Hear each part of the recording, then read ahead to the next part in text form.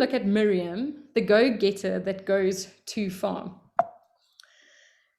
What we're going to look at are all different parts of her life, but the first little bit is smarter than the average girl. We're going to have a little bit of a look at Moses as well, because obviously she didn't live on her own. And like the story of Miriam, you kind of have to know a bit of the background with Moses as well. But then we're going to look at a heart that danced, jealousy and punishment, and then a legacy of a true leader. So we all live in a world where some people lead and some people follow, but in most cases, it's fine for others to take the lead and we just follow. But in others, to really live our faith out authentically, we are called to stand up and be leaders. And Miriam was a take charge girl who wasn't afraid to share her ideas and opinions and put them into action. In many cases, the Bible shows us that Miriam's initiative was a result of a lot of good things. So just a bit of backstory before we go into looking at Miriam. We know that the book of Exodus begins with the Israelites in slavery in Egypt under the rule of a cruel Pharaoh. God's people had no rights or citizenship on their own, and they were considered property. Their daily tasks consisted of manual labor. Although they lived in their own community instead of in the households of the Egyptians, they really weren't free. They had only what was given to them, and they had to live by strict rules given by Pharaoh. And as slaves, they lived in poverty, nearly starving to death and being whipped and beaten if they didn't do exactly as they were told. They lived in a constant fear that their lives would be taken from them at any time. And the harder Pharaoh was on the Israelites, the more they multiplied. And Pharaoh feared they might overthrow him and imposed a new law that any son born to an Israelite woman was to be instantly put to death. So this is where we're introduced to Miriam, where Moses was put in the basket and into the river, and his sister stood at a distance to know what would be done to him. So most of us, if not all of us, don't live in fear of a loved one being killed at any minute, but we can draw some similarities between our lives and Miriam's. So just as Miriam stood in the bushes watching over her little brother Moses from afar, some of us have people we look out for in our lives as well. So right in the beginning of Miriam's story, when she was just a really young girl, we can see a close bond being formed between her and Moses, and she felt the need to look out for him. In many cases in our lives, the talents and the gifts and the strengths that God is giving us, they start emerging from early childhood. And at a very young age, Miriam stepped into a role that God had designed for her. She was ready when the moment required it of her, as we will see if we read a little bit further on in the story. But before we do that, a question we can ask ourselves is, are we ready to step into the position that God has designed exclusively for us? And a very nice verse, Proverbs 18, verse 16, a man's gift makes room for him and brings him before the great. And we see Miriam was here before Pharaoh's daughter when baby Moses was obviously found by him. So this is where we can see in verse 7 and 8, then his sister said to Pharaoh's daughter, shall I go and call a nurse from the Hebrew women to nurse the child for you? And Pharaoh's daughter said to her, go. So the girl went and called the child's mother. So we can learn from Miriam that if we want to truly rise up and leave a mark in our generation and our world, then we must have a plan in place for how we are going to handle potentially problematic situations when they come. Miriam and her family knew that Moses would be killed if he stayed with them, so they decided to give Moses up in the hopes that he would be able to live. But it was only because of Miriam's wise planning that Moses got to stay with his birth parents until he was old enough to not be breastfed by his mother anymore, so that he went back to Pharaoh's household. So we can see here that Miriam had a plan. As soon as baby Moses was found, she had a plan that she presented to Pharaoh's daughter, and she responded quickly. So there's many situations in our lives where a ready defense and a clear plan of action is needed. Making decisions like these can be hard, especially since the decision we know we should make aren't always the easy decisions to make. So we should always ask God for wisdom in making decisions ahead of time and trust that He will come through for us. Now, the story of Miriam, or we don't really hear about Miriam again for quite a while. So in this gap where we don't hear of her, it is all about where the Egyptians were, where the Israelites were still in Egypt. They were all still in slavery. And about 80 years later, when Moses comes back to free the Israelites, that's when we hear of Miriam again. So for the next part of the class, we're just quickly going to touch on Moses. And let's just think a little bit about how Miriam must have felt. She was in slavery.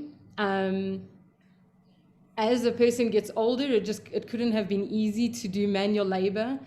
And while they're in slavery, her brother is being brought up in the Egyptian household, and judging from her character of looking out for him while he was in the Nile River, building that bond with her, she was probably curious about Moses and tried to keep an eye out to see when she could see him, to see that everything was still going well. Right, so there's a drastic change in Miriam's life about 40 years later when Moses has a fight with the Egyptian. So in Exodus 2, verse 11 to 15, one day when Moses had grown up, he went out to his people and looked on their burdens, and he saw an Egyptian beating a Hebrew, one of his people. He looked this way and that, and seeing no one, he struck down the Egyptian and hid him in the sand. When he went out the next day, behold, 2 Hebrews were struggling together, and he said to the man in the wrong, "Why do you strike your companion?" He answered, "Who made you a prince and a judge over us? Do you mean to kill me as you killed the Egyptian?" Then Moses was afraid and thought, "Surely the thing is known." When Pharaoh heard of it, he sought to kill Moses, but Moses fled from Pharaoh and stayed in the land of Midian. And he sat down by a well.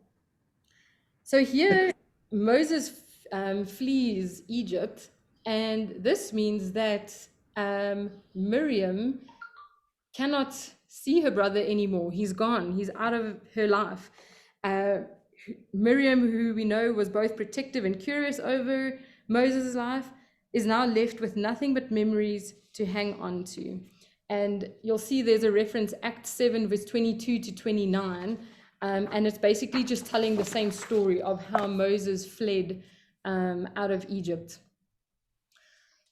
So when he was 40 years old, it came into his heart to visit his brothers, the children of Israel. This is now in Acts 7, verse 23. So in God's, what we can draw from here is in life, God's timing, and we actually spoke about that last night in Bible class as well, is God's timing is the right kind of timing. Moses thought that he was going to be the one who, well, he knew he was going to be the one who was going to be saving the Israelites from the Egyptians, but God only revealed, made this known in his heart later on, that to go and visit his brothers, and that's when he now saw that Egyptian and killed him. And he thought that was now the moment God had made for him to free the Israelites, but it wasn't. So he fled, and he was away for another 40 years before he came back to actually free all of the Israelites. So if we read in Genesis 15, verse 13 to 16, then the Lord said to Abram, "Know for certain that your offspring will be sojourners in a land that is not theirs, and will be servants there. And they will be afflicted for 400 years. But I will bring judgment on the nation that they serve, and afterward they shall come out with great possessions. As for you, you shall go to your fathers in peace. You shall be buried in a good old age. And they shall come back here in the 4th generation, for the iniquity of the Amorites is not yet complete." So we see that God had given his word to Abraham regarding the people of Israel. He even went as far as telling him they would be slaves in a foreign land for 400 years. So at the time, God had showed Moses that he would be God's tool of choice, the clock was moving along, but the 400 years weren't completed yet. So this probably means that God showed Moses before he was ready to move, because God had some work to do in Moses, which we see when Moses goes out to Midian and the way he had to change and grow before God actually brought him back. So for us, we just are to remember that God's timing is the right timing. Okay.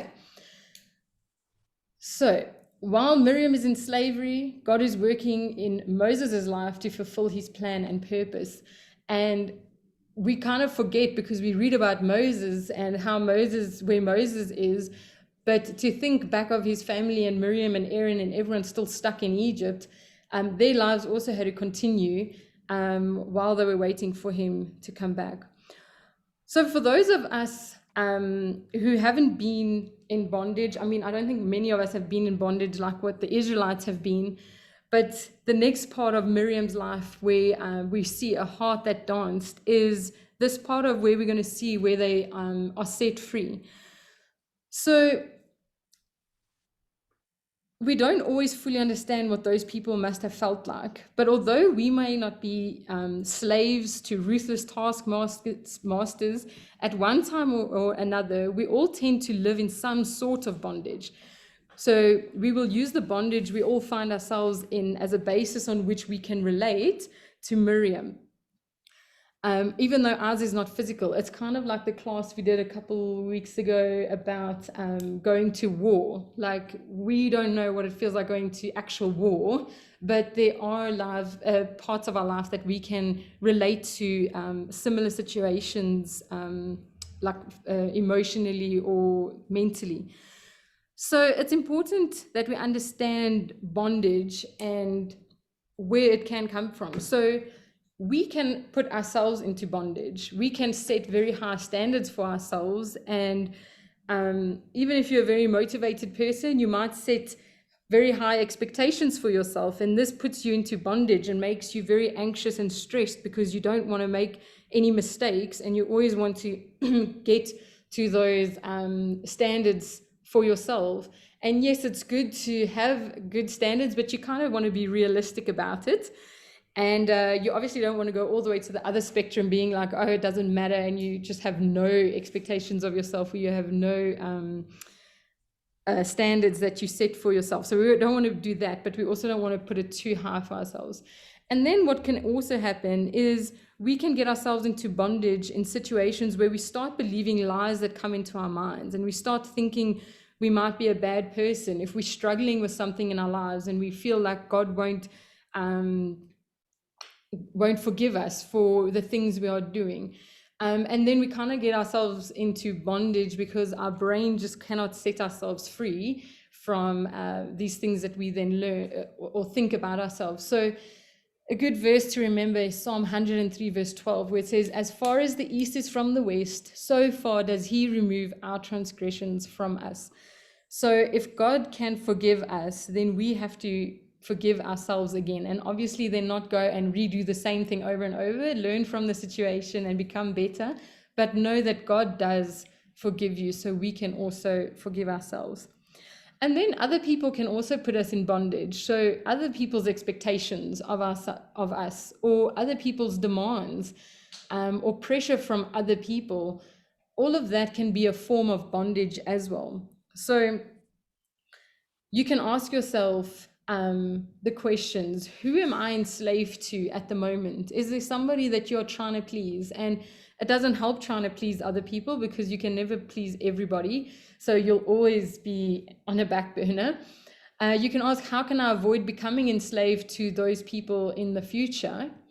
And who has high expectations of me? And are they actually valid? Sometimes we don't stop and think, like, is it actually important, or is it right of that person to have that kind of expectation from me? And then try get ourselves out of those situations. So you might think, why I'm thinking of all of these things. It's just to get ourselves to think for a moment that all of those bondages we put on ourselves, if we are set free from them, how joyful and how free and how much peace will you feel if you are not in that bondage anymore? And that is so that we can relate to Miriam. I mean, when she was then set free, she responded joyfully. She was really, really happy. And we see that in Exodus 15, verse 20 and 21. Then Miriam, the prophetess, the sister of Aaron, took a tambourine in her hand, and all the women went out after her with tambourines and dancing. And Miriam sang to them, "Sing to the Lord, for he has triumphed gloriously. The horse and his rider he has thrown into the sea." So yes, God saved the Israelites. The Red Sea was miraculously parted, and the Israelites walked across on dry land. And Pharaoh's horses and chariots and riders went into the sea, and God turned the waters back on them. We see Miriam entering the story again and being so joyful. Her heart was so happy that she was now set free.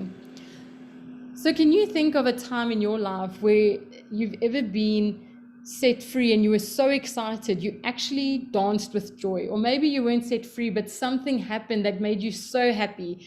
And it's so exciting to me to see that in little Ruby at the moment. When she's very excited or happy, something happens. She literally jumps up and down and she cannot contain herself. So if we picture Miriam and the people doing that when they were set free, she was so excited, so happy.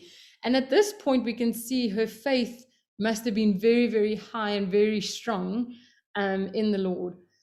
So Galatians 5 verse 1, stand fast therefore in liberty, wherewith Christ hath made us free, and be not entangled again with the yoke of bondage.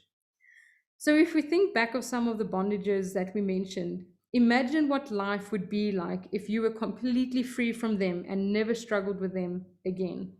This is what Miriam experienced when she was set free. And this verse shows us that Jesus came and died for us, and he has set us free.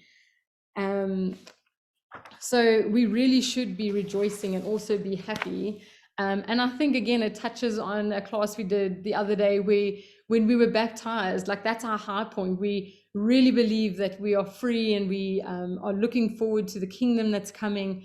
And then life continues, and sometimes life gets tough, and then our faith kind of dwindles. But we want to remember that day and continue living with that excitement. So unfortunately from here, the story takes a little bit of a sad turn. And this is where we're going to look at a different side of Miriam altogether. Quite a lot of years have now passed, and in these years that have passed, Moses received the 10 Commandments. Miriam served as a prophetess to the people of Israel. She enjoyed both freedom and leadership. She also must have had a close relationship with God if she was able to receive a word from God and pass it on to the people. But she reached a point where all of this just wasn't enough for her. And we can learn here from her that we should always be grateful for what we do have and where we are in our lives. God is using us different to all the other people. It doesn't help we look at other people and their journeys and think, but why am I not there? Why am I not doing what that person's doing? We need to be grateful for what we have and where we are. So you can maybe just think of some things that you're grateful for. And the key point here is to not become ungrateful for those things. Continue being grateful for them. And Lundy did a really good study on that on our Ladies' Day last year. It's on our YouTube channel if you want to go look at that, the attitude of gratitude talk. So it comes down to being content. And what is contentment? Well, I said that it's acknowledging when you don't have, acknowledging what you don't have and being okay with going on without it, not looking at what other people have and wanting it. So if we look at Miriam, what did she do? There's some jealousy that crept into Miriam's heart, and it robbed her of her joy and brought conflict with her brothers that she loved. If we read in Numbers 12, verses 1 and 2, Miriam and Aaron spoke against Moses because of the Cushite woman whom he had married, for he had married a Cushite woman. And they said, has the Lord indeed spoken only through Moses? Has he not spoken through us?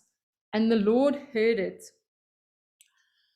So there are many possibilities of motives for Miriam's behavior here. She might be jealous of Moses' position with the people of Israel and his position with God, that God might be talking to him more than what he's talking to her. Maybe she felt threatened by Moses' wife. Maybe she felt that Moses' wife wasn't worthy of being with Moses. I mean, if you think of sibling rivalry, or if you think of siblings and how they sometimes judge who the other sibling might be marrying, this all could have been going on in her mind. We're not too sure exactly what it was, but the point is, she was now creating a problem here by talking behind Moses's back. So in Matthew 18, verse 15, if another believer sins against you, go privately and point out the offense. If the other person listens and confesses it, you have won that person back. So something to learn from her here is that we shouldn't be speaking behind other people's backs. If you had a problem with someone, go specifically to that person and go and speak to them about it to try and resolve the problem. So we know that God heard this, because obviously it said that there right in the beginning. But it's important that we guard our mouths before we say something about others. And I think this is quite common. We've had study about this as well, where it says that we should ask ourselves first, is what we're going to say true? Is what we are going to say edifying to that other person? And for some reason, bad news travels way faster than good news. And that's, I think, why people also like to gossip, but we mustn't be gossiping. And as women, that's a very difficult task for us as well. But if we talk about other people behind their backs and we create strife and discord between one another, we are actually, it makes God very angry. And we're going to see that over here now. So I'm going to pick it up at verse 8 to 16. Why then were you not afraid to speak against my servant Moses? And the anger of the Lord was kindled against them, and he departed. Now, this is where God heard what Miriam had been doing, and he was very angry about it. You can also maybe think Miriam might have been angry that God spoke plainly to Moses, but not to them. And it says there in the verse as well that God does not speak in riddles to Moses, but he speaks to him mouth to mouth. He speaks to him clearly, and he beholds the form of the Lord as well. So Miriam was punished for talking about Moses behind his back and questioning his authority. Her punishment was very steep. She was covered in leprosy, as we can see there in the next verse. When the cloud removed from over the tent, behold, Miriam was leprous like snow. And Aaron turned towards Miriam, and behold, she was leprous. And Aaron said to Moses, "O my Lord, do not punish us because we have done foolishly and have sinned. Let her not be as one dead, whose flesh is half eaten away when it comes out of his mother's womb." So for those of us who don't know what leprosy is, it's a skin disease that could cover a person's whole body and make his or her flesh rot off, which is both painful and shameful in her day. And lepers were denied the right of living in the mainstream life and were forced to live in isolation among other lepers in special colonies. Contact was forbidden, and they had to stay there for 7 days, and then they could come back. So we might think, why on earth was she punished so severely? If we look at Proverbs 6, verse 16 to 19, these 6 things the Lord hates. Yes, 7 are an abomination to him: a proud look, a lying tongue, hands that shed innocent blood, a heart that devises wicked plans, feet that are swift in running to evil, a false witness who speaks lies, and one who sows discord among brethren. So the sin that Miriam did was to sow discord among her brothers, and that is why God was so angry at Miriam. We can see here, though, that Moses' response to God, the punishment, Moses cried out to the Lord, "Oh, please heal her, please." But the Lord said to Moses, and it continues on, that he basically just says, no, he has to punish her. So Miriam still is leprous. She still gets her leprosy, but then she does get healed after 7 days. But we can see that even though Miriam was like speaking behind Moses's back, Moses was showing compassion towards her. He wasn't holding any grudge against Miriam. So we too can learn from Moses here that in order to genuinely do that and show compassion to others who might be doing harm towards us, we can't harbor any bad feelings against them. We have to forgive. And a lot of times forgiving is more about us than the other person, because you set yourself free when you forgive other people. And that's what Moses did. And he asked God to cure Miriam's leprosy. But yeah, let the words of my mouth and the meditation of my heart be acceptable in your sight, O Lord. So we want to learn here to not speak bad behind other people's backs, not sow discord between our brothers and sisters in the truth, or our natural brothers and sisters. And our words should always be good and acceptable to God's standards. So Miriam had to learn the hard way that God sets certain standards and he expects those of us who are his to live by them.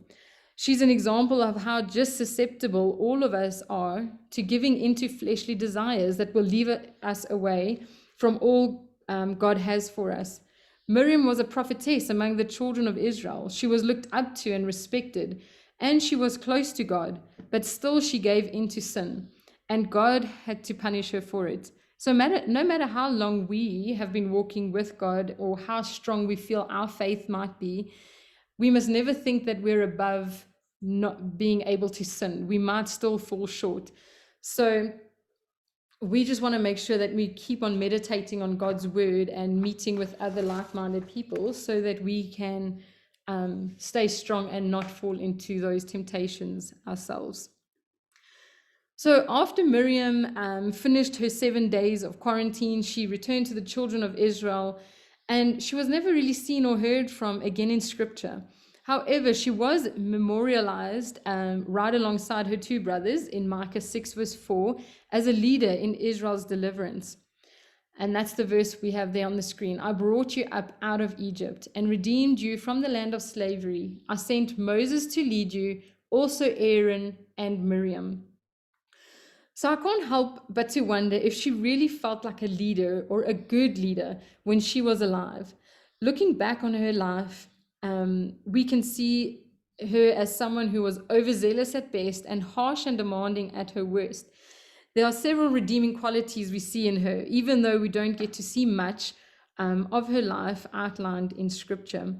But judging from Miriam's life, we can see that she was a leader. She watched over other people. She had other people follow her, whether it was good or bad, as we could see Aaron being pulled into also talking behind Moses' back.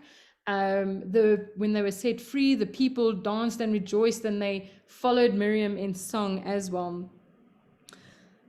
So even though there was some sinful behavior, she was still remembered as a great leader. So sometimes we assume, learning from this, being a leader as well, we assume that leaders are always people who lead from the front, who might have titles and positions. But all of us actually lead people at some point in our lives, whether we like it or not. So I'm just going to read through a couple of 4 different leadership personalities, and you can maybe, while I read, just think to yourself which one kind of fits in by you the best. So we have a super leader. This is someone who likes to be in charge so much that that control might as well be your middle name.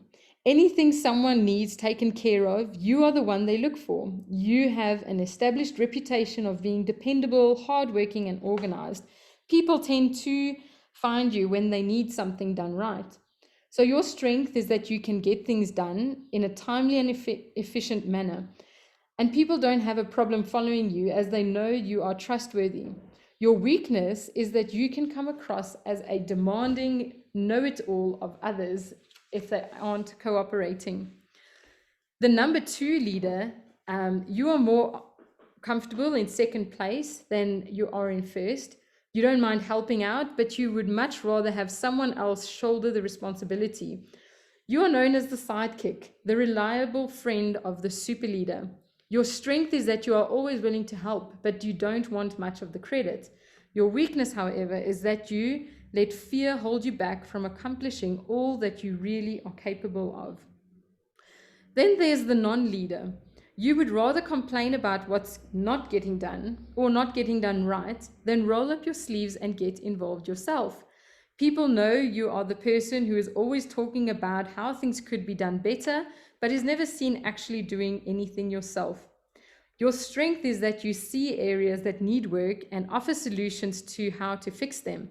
Your weakness, however, is that you never do anything to fix the flaws and weaknesses you see, and your strength is therefore completely wasted. The tag team person, you like to be involved and can usually be found wherever help is needed, but you don't want to go at it alone. You usually try to find at least one other person to join you in whatever task needs to be accomplished. Your strength is that you draw people together and can show people how to use their talents, time, and get the best job done. Your weakness is that you leave things undone that don't require team effort, and you can miss opportunities that require you to do it alone. You can also get dragged into doing things you shouldn't be doing just because others are doing it. So as I read through those, I don't know if you could see yourself fit into any of those different positions. Maybe you've been a couple of different ones at different stages in your life. But sometimes we can confuse leadership, like I mentioned before, that it has to be someone who's leading from the front. But we see that Jesus is a very good example of where you can serve and be a leader. So it doesn't mean you have to be telling everybody where to go and what to do. And you can also, there's a book that says, follow me, I'm right behind you, where you can actually lead people from behind as well. So this is a saying that I really like, where it says, preach everywhere you go, use words when necessary. So these are the words of Jesus, where it says, if anyone wants to be first, he must be last of all and servant of all. And Jesus is a very, very good example of this, where he served others and led people in that way.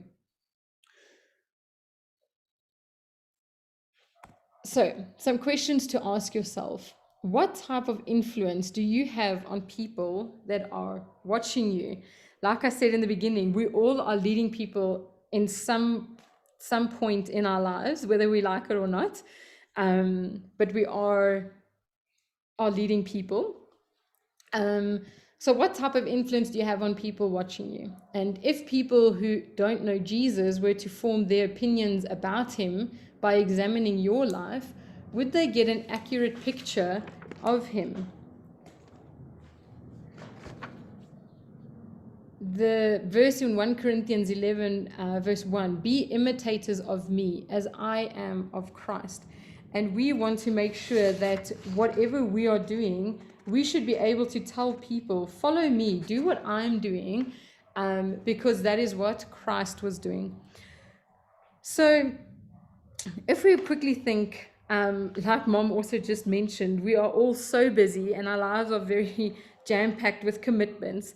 But let's try and encourage one another to be like Miriam and start looking out for someone or some people who really can't look out for themselves. And this can be physically, emotionally, mentally, or spiritually. And I just dotted a couple of things down. For example, you could tutor a child or an adult in something that you are good at. You could visit the elderly or the sick. You can befriend someone you know is shy or quiet and won't make friends easily. You can volunteer at a homeless shelter. You could volunteer at a soup kitchen. You can write cards or notes or messages. I mean, at the moment with it being all on technology, it's really easy to quickly pop someone a message of encouragement. And we've just recently, in the last week, heard of so many unfortunate events of deaths in families, and people who are really struggling emotionally and also mentally. So we really could go and encourage more people in our lives. So to finish off then, Miriam's story is a perfect example that we don't have to be perfect to be used by God, but we do have to be diligent and willing to follow his ways. By the grace of God, Miriam was remembered as a great leader. We can also be remembered in the same way. God has placed his light in all of us, and he wants us to shine. So my finishing words for us is, let your light so shine before men that they may see your good works and glorify your Father which is in heaven.